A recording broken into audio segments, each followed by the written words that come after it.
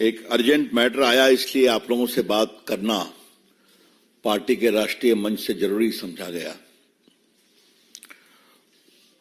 हेमंत सोरेन जी गिरफ्तार हो गए। बाकी जो कानूनी कार्रवाई चल रही है उस पर हमें कुछ नहीं कहना है, लेकिन उनके समर्थकों के द्वारा एक बात कही जा रही है कि केंद्र सरकार के द्वारा विपक्षी पार्टियों के सरकार को तोड़ने की कोशिश की जा रही है और विशेष रूप से आदिवासी नेताओं को प्रताड़ित किया जा रहा है। इसका उत्तर देने के लिए हम बैठे हैं। नरेंद्र मोदी जी की सरकार देश के आदिवासी समाज की बहुत ही चिंता करती है। ये नरेंद्र मोदी जी की सरकार थी जिसने एक बहुत ही वरिष्ठ नेत्री उस समाज की आदरणीय द्रौपदी मुर्मू जी को पहली बार भारत का राष्ट्रपति बनाया, सबसे बड़े संवैधानिक पद पर बिठाया। This shows the vision of the prime minister. इसके पहले एक बहुत वरिष्ठ दलित समाज से आने वाले रामनाथ कोविंद जी को भारत के राष्ट्रपति बनाया। बिरसा मुंडा के म्यूजियम को आज स्थापित करके आदिवासी नेताओं के योगदान को नई पीढ़ी के सामने लाने में नरेंद्र मोदी सरकार की बहुत बड़ी भूमिका है। वो स्वयं बिरसा मुंडा के गांव भी गए और उनके राष्ट्रीय म्यूजियम का उद्घाटन भी किया और आदिवासी समाज के नौजवानों के लिए, गरीबों के लिए विशेष योजनाएं भी मोदी जी की सरकार ने चलाई है, जिसमें आदिवासी समाज की चिंता के लिए उनका अलग से कमीशन बना है। आपको मालूम है कि ओबीसी कमीशन भी अब कॉन्स्टिट्यूशनल कमीशन है और आपके एससी का कमीशन है, एसटी का कमीशन है। ये कहां लिखा हुआ है कि आप लूट करिए, भ्रष्टाचार करिए और जब कार्रवाई हो तो कहे कि एक आदिवासी को तंग किया जा रहा है? ये क्या मतलब है इसका? अच्छा है, आप संघर्ष करिए, आगे आइए, अपने समाज की चिंता करिए, लेकिन समाज की चिंता कम, लूट अधिक। बाकी प्रदेशों में मैं बाद में आऊंगा। इसलिए आज आप सबों के माध्यम से जो कुछ जानकारी छनकर आई है अखबारों में, बाकी जगह, वो हम आपके सामने रखना चाहते हैं। 3 मामले हैं इनके खिलाफ। पहला मामला है जमीन की लूट का, मैं बताऊंगा अभी। दूसरा मामला है अवैध खनन का, इलीगल माइनिंग। तीसरा मामला है कोयला की खदान में घोटाले का। तो उस 3 मामलों में अभी एक में इनकी पेशी हुई है, बाकी 2 में कई मामले हैं तो एजेंसी वो बताएंगी। और बाकी तो 36 लाख रुपए उनके घर से निकले। दिल्ली का मकान भी बहुत सुंदर है, शांति निकेतन तो बहुत पॉश कॉलोनी है ना जी, हैं? वहां एक BMW भी मिली है ना? हैं? 2 मिली है, क्या बात है। BMW बहुत सुंदर। ठीक है भाई, चलिए BMW खूब कमाइए, लेकिन कानूनी तरीके से कमाइए। बेनामी में BMW पर चलिए और कार्रवाई नहीं हुई, कैसे होगा भाई?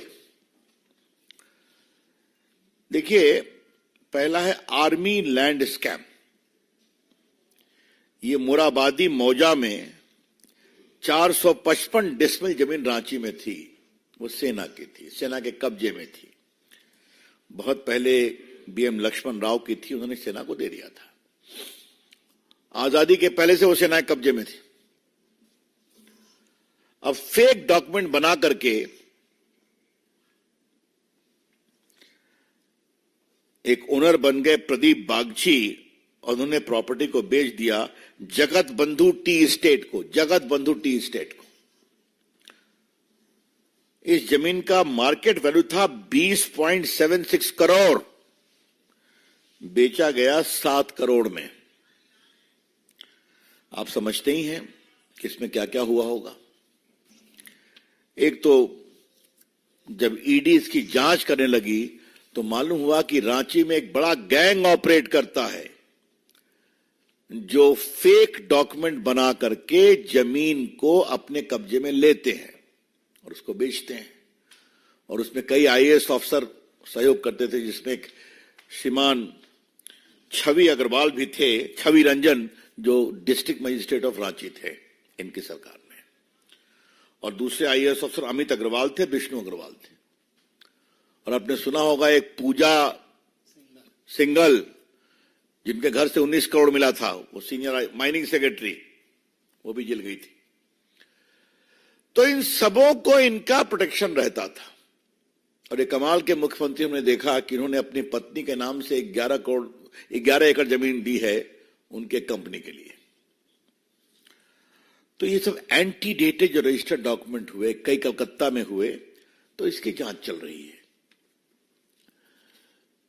तो आप आदिवासी समाज से आते हैं तो आपका काम यही है क्या कि अपने नीचे जमीन स्कैम को प्रोत्साहित करना, रांची के अंदर, और सेना की जमीन जिसे कोई छूता नहीं है? ये बड़े सवाल है। दूसरा, मैं फिर कहूंगा, अभी तो इसी में इनका रिमांड हुआ है, लेकिन जो माइनिंग स्कैम है, आज जब मैं आपसे बात कर रहा हूं तो ये बताना जरूरी है कि साहबगंज इलाके में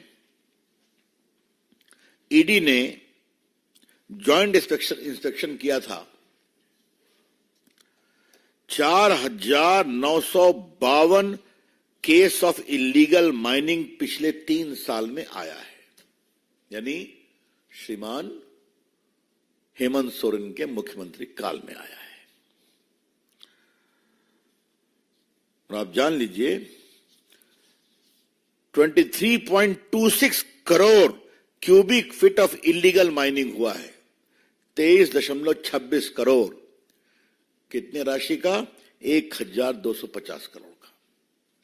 मतलब ना कोई परमिशन है, ना कोई पट्टा है, किए जाओ। और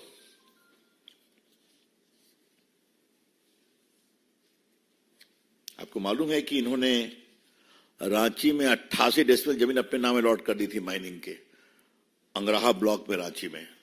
ये श्रीमान हेमंत सोरेन ने खुद अलॉट किया था।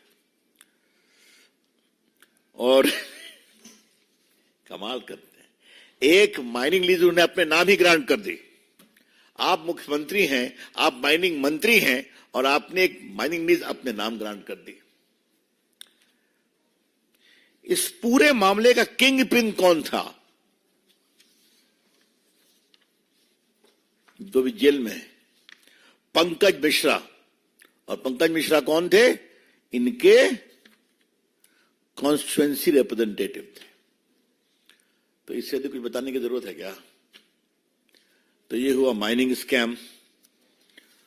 और रांची हाईकोर्ट ने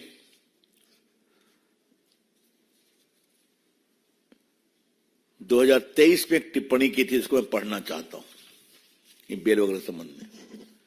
all is not well in the mines department, ये कहा अप्रैल 22 में। और 23 में कहा, the story of prosecution ED reminds one of a crime thriller where the state withers and the crime cartels with political connection clash for natural resources of the state. तो आप आदिवासियों की बात करते हैं और आदिवासियों की जमीन को लूट रहे हैं, अपने गुर्गों के द्वारा लुटवा रहे हैं। क्या मतलब है ये बड़े सवाल है। इसलिए, और बीजेपी की ओर से अपने कुछ नहीं कहा जा रहा है, ये सब मामले हैं जो चल रहे हैं। आपको मालूम है कि वहां लेफ्ट विंग एक्सट्रीमिज्म भी है, वो बैंड है। ऐसी भी बहुत सी चीजें आई हैं कि बैंड ऑर्गेनाइजेशन के लोगों को इसमें मदद करने के लिए आगे लाया गया ताकि कट मनी आ सके। ये मैंने 3 उदाहरण अभी आपको दिए। और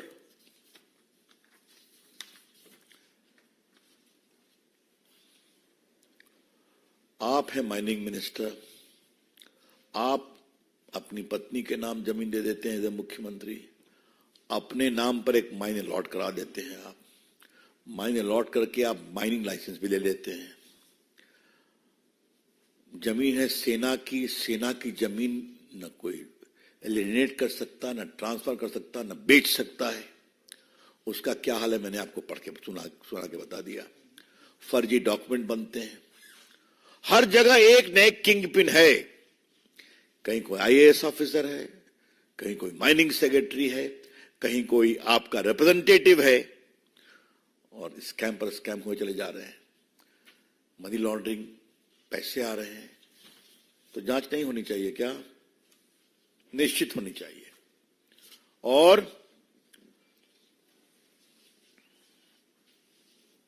बहुत अच्छी टिप्पणी की संजय मयूख ने, भ्रष्टाचार में आपाद मस्तक डूबे हुए हेमंत सोरेन, और नाम ले रहे हैं आदिवासी हितों का। और मित्रों, एक तो बात कहना चाहते हैं कि ये जो पूरा एक पैटर्न बना हुआ है,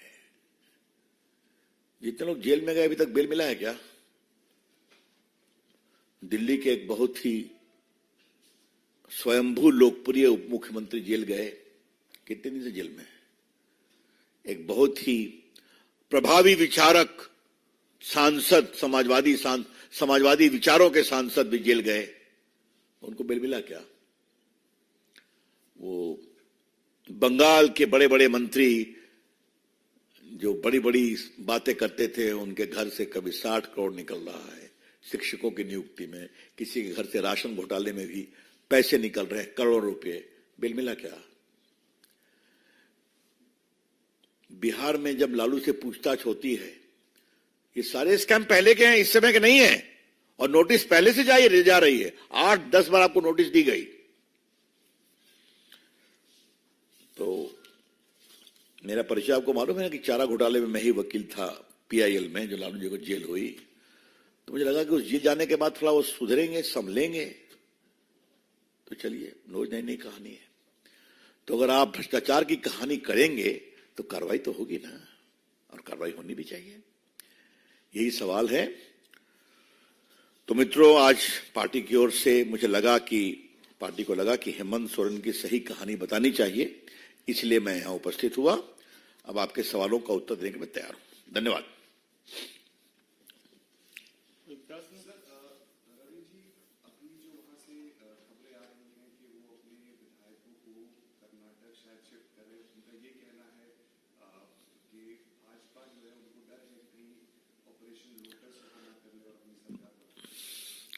क्या उनका अपने विधायकों पर नियंत्रण इतना कमजोर है? हाँ? आपके प्रश्न के उत्तर में मैं एक प्रति प्रश्न कर रहा हूं। सामान्यतः मैं पारिवारिक मामलों में हस्तक्षेप नहीं करता, लेकिन 3 दिन से तो आप चला रहे थे कि उनकी पत्नी तैयार बैठी है मुख्यमंत्री बनने के लिए। अंत में क्या हो गया? परिवार में कलह हो गया। तो ये चलिए देखा जाए, इस पर मुझे क्या कहना है। कोई कहां जा रहा है नहीं जा रहा है उनका विषय है। हाँ, आमोद राय। एक प्रश्न है, आज डीके शिव कुमार के भाई ने, जो डीके सुरेश हैं, उन्होंने कहा कि अब समय आ गया कि उत्तर भारत और दक्षिण भारत को बांट देना चाहिए। जिस तरह से बीजेपी उत्तर भारत के मुद्दों को उठा रही है और दक्षिण भारत के टैक्स को का उसमें कोई रिप्रेजेंटेशन नहीं। दक्षिण भारत के टैक्स को उत्तर भारत नहीं जाना चाहिए, अलग देश हो जाना चाहिए। अब इस बेबुनियाद हास्यास्पद बात का मैं क्या चिंता करूं कि नेता तो भारत जोड़ो यात्रा चला रहे हैं, और क्या न्याय यात्रा है। जहां जहां जाते हैं वही सरकारें गड़बड़ा जाती है, पार्टी गड़बड़ा जाती है। ममता जी चली गई, बिहार से नीतीश जी निकल गए, अब आगे देखिए क्या होता है। तो इस तरह की बातों का क्या इंपॉर्टेंस दिया जाए? ये देश एक है, संविधान से चलता है, उत्तर दक्षिण पूरब पश्चिम पूरा देश। और इसका सबसे उदाहरण है प्रभु राम का भव्य मंदिर का उद्घाटन हुआ, पूरा देश उस दिन दीपक जला रहा था। यह है भारत।